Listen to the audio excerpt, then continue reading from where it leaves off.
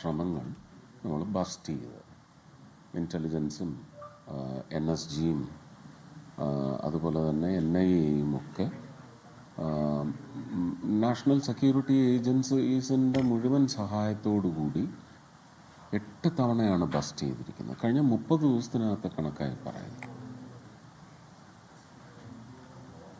ഇന്നലെ 7 മണിക്ക് ഓടി വന്ന ഒരു വണ്ടിയിലാണ് ഈ പൊട്ടിത്തെറി ഉണ്ടായിരിക്കുന്നത്. അതിൻ്റെ ഭാഗമായിട്ട് മറ്റ് 4 വണ്ടികൾക്കും അപകടം സംഭവിച്ചു. ഇന്ന് രാവിലെ സ്ഥിരീകരിച്ച കണക്കനുസരിച്ച് 9 പേരാണ് മരിച്ചിരിക്കുന്നത്. ബാക്കി നിരവധി പേർ ആശുപത്രികളിൽ ചികിത്സയിൽ കഴിയുന്നു. അവരുടെയൊക്കെ പരിക്കുകളുടെ നേച്ചർ എന്താണെന്നുള്ളത് അസസ് ചെയ്തുകൊണ്ടിരിക്കുകയാണ്. ഇന്നലെ പ്രധാനമന്ത്രിയുടെ നിർദ്ദേശം സ്വീകരിച്ചുകൊണ്ട് അമിത്ഷാജി സ്പോട്ട് വിസിറ്റ് നടത്തിയിട്ടുണ്ട്. ഒരു കോഡൌണിങ് വന്നിട്ടുണ്ടാവും ഇതിനോടകം. FSL ഫോറൻസിക് എക്സ്പേർട്സ് എല്ലാം അവിടെ സ്ഥലത്ത് വിന്യസിച്ചിട്ടുണ്ട്. NSG ആക്റ്റീവായിട്ട് രംഗത്തുണ്ട്. നമുക്ക് അന്വേഷണത്തിൻ്റെ വഴിയെ ഒരുപക്ഷെ ഫലവത്തായ ഒരു റിപ്പോർട്ട് ലഭിക്കുന്നതിനുള്ള പശ്ചാത്തലം ഒരുങ്ങിയിട്ടുണ്ടെന്ന് തന്നെയാണ് അറിയിക്കുന്നത്. ആരായാലും ശരി തന്നെ ശക്തമായി നേരിട്ടിരിക്കും എന്ന് മാത്രമേ തൽക്കാലം പറയാൻ സാധിക്കുന്നുള്ളൂ. ഭീകരവാദ പ്രവർത്തനങ്ങൾക്ക് ശക്തമായ നിലപാട് ഇന്ത്യ എടുത്തുകൊണ്ടിരിക്കുന്നതിനിടയിലാണ് വീണ്ടും ഇത്തരത്തിലുള്ള തലസ്ഥാനത്ത് തന്നെ ഉണ്ടായിരിക്കുന്നത്.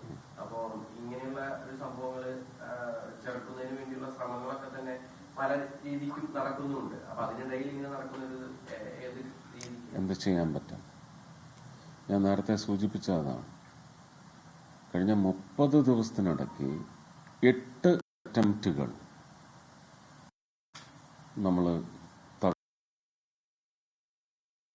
രാജ്യത്തിൻ്റെ അങ്ങനെ ഒരു ലക്ഷ്യം, അതിനു വേണ്ടുന്ന ജാഗരൂകത ഇതെല്ലാം പുട്ട് ഇൻ പ്ലേസാണ്.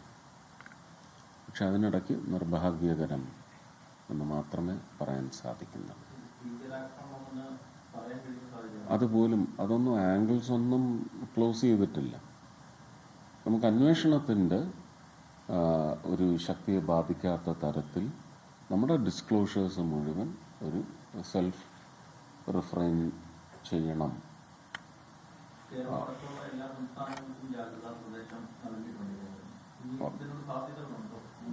അല്ല, അത് പറയാനൊക്കത്തില്ല. സാധ്യതകൾ ഉണ്ടെങ്കിൽ ഈ ജാഗരൂകത കേരളമടക്കമുള്ള സംസ്ഥാനങ്ങൾക്ക് നൽകിയതിനൊപ്പം തന്നെ ഇതിന് ഒരുപക്ഷെ കവചം നിർമ്മിക്കേണ്ട, കവചം പിടിക്കേണ്ടതായ സംഘങ്ങളെല്ലാം കുറച്ചുകൂടി ശക്തമായിട്ട് രംഗത്തുണ്ട് എന്ന് തന്നെയാണ് മനസ്സിലാക്കേണ്ടത്. അതിൻ്റെ ഏറ്റവും വലിയ മെഷവർക്ക് ഒരുപക്ഷെ ആന്ധ്രയിലും, ആന്ധ്ര എന്ന് പറയുമ്പോൾ തെലങ്കാന, കേരളം, തമിഴ്നാട്, കർണാടകയൊക്കെ ശക്തമായ വല വിരിച്ചിട്ടുണ്ട്.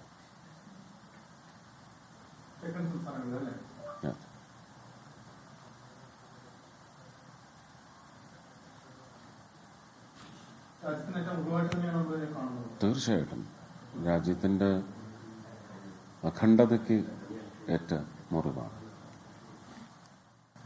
നമ്മളിവിടെ അത്രയും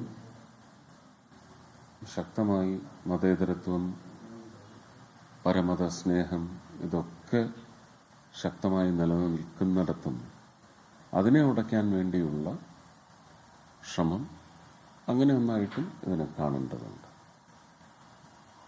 പക്ഷെ ഭാരതത്തിലെ പൗരന്മാരെല്ലാം സംയമനം പാലിച്ച് അങ്ങോട്ടും ഇങ്ങോട്ടും അതിൻ്റെ പേരിലുള്ള അസ്വാരസ്യങ്ങൾ ഒന്നും